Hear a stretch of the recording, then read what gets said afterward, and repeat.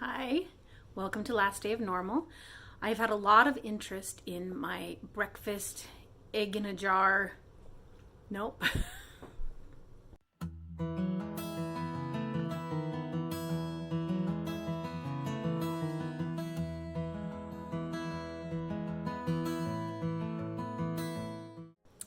Welcome to Last Day of Normal. My name is Cami.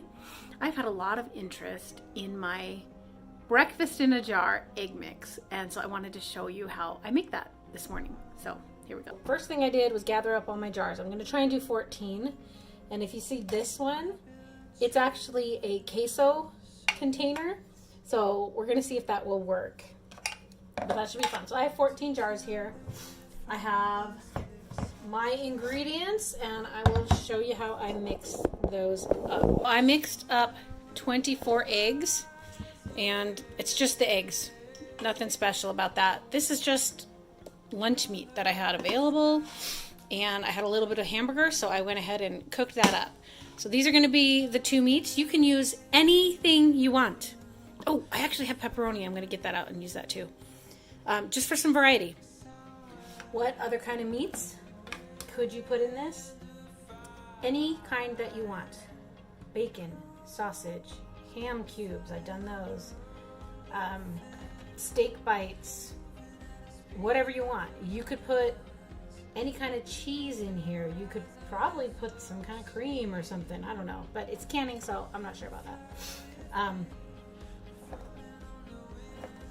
So this part you can make your own. You could put, if you're not doing strict carnivore like I'm trying to do right now, you could put onion, garlic, seasonings.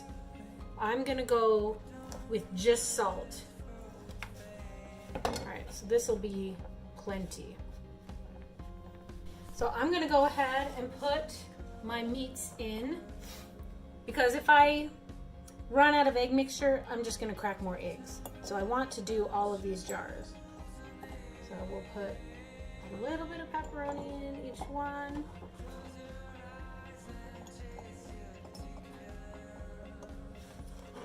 Well, we'll just do 7 with pepperoni. I want there to be plenty in each one. And then we'll do the ham. This is like a honey ham or turkey. It's just a lunch meat. I just happen to have it in the freezer, so that's why I'm using it. As a carnivore, I like to eat no sugar, but sometimes you eat what's available because it's available and you just do. And it's still a way better option than like anything else. So that's why I'm okay with it. So this is not very scientific. You're just gonna kind of make it work. I'm just gonna add a little bit of water to my egg mix and mix that in.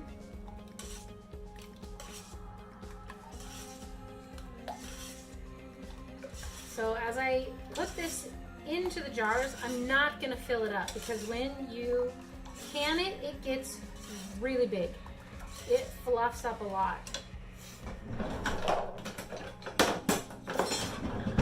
So I think last time I did it, it kind of calculated out to be about 2.5 eggs per jar. Let me get the funnel. Oh, every time you think you have everything, you don't.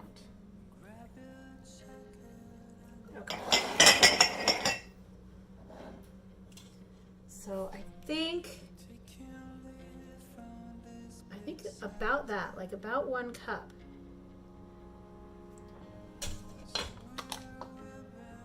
So we'll do, so it's about half the jar. I will do that on each of these.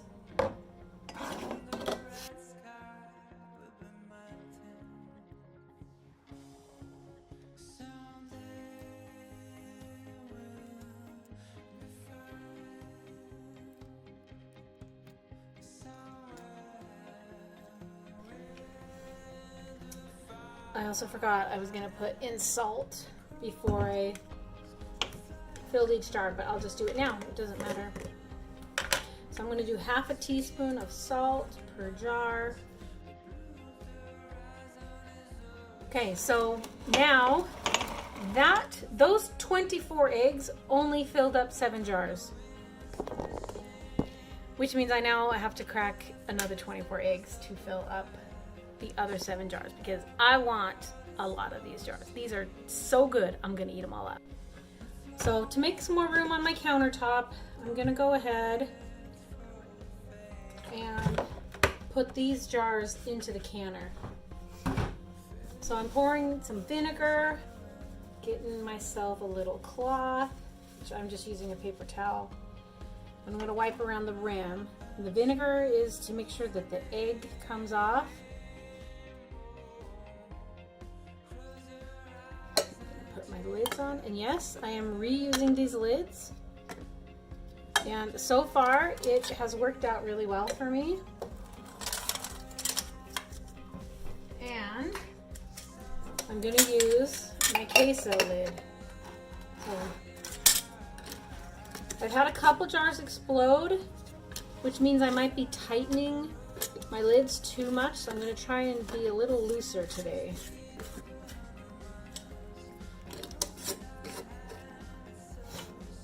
So as soon as it starts resisting me, I'm going to stop.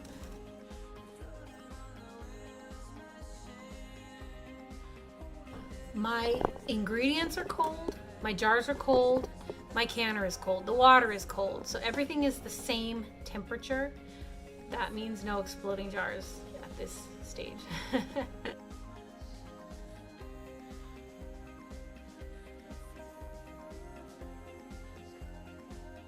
So you might wonder why I am saving all of these eggshells. I keep them in here, I let them dry out for a day or 2 or 3, and then I put them in a 5-gallon bucket, and once it fills up I crush it down, and then we dump it out outside for our chickens to eat. And it strengthens their shells, which gives us better, stronger shells and makes sure they get all the calcium and nutrients that our chickens need. So, and no waste. I love it. Just gonna put a little bit of water in here.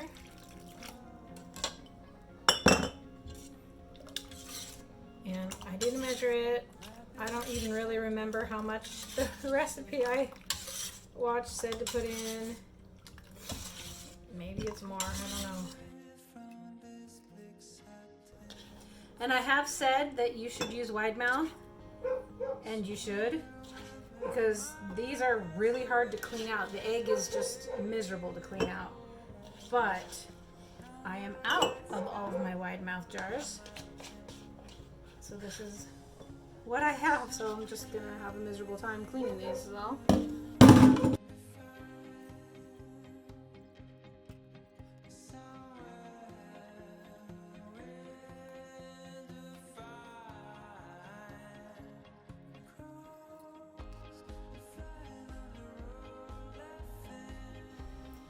So I've got my jars stacked in here, and now I'm gonna put my lid on. So I want to level it out.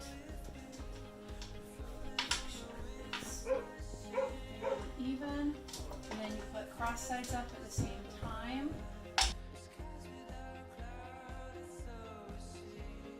I'm gonna turn my heat on.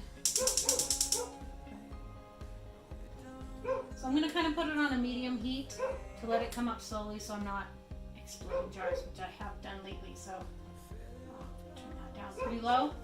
And then I'm going to wait until it starts steaming from here. And then it's going to let it steam for 10 minutes till I get to the next step. So we're going to walk away for now. I forgot what I was doing for a minute there. So I let that vent for 10 minutes, and then I put the weight on at 10 pounds of pressure. And now it is at 10 pounds of pressure. So I'm gonna regulate the heat, and I'm gonna set my timer, and I'm gonna let it go for 90 minutes, 1.5 hours. And then I'm just gonna turn it off. So we'll see you then. Okay, I took the pressure gauge off. The steam is vented for just a second. Now I'm gonna undo it.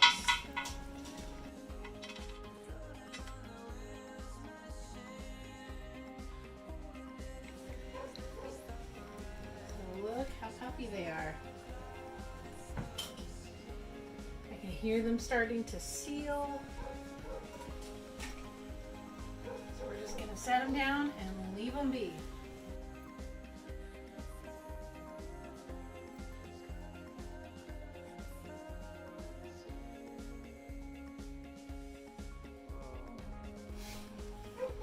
That is how you can breakfast in a jar, eggs, carnivore style.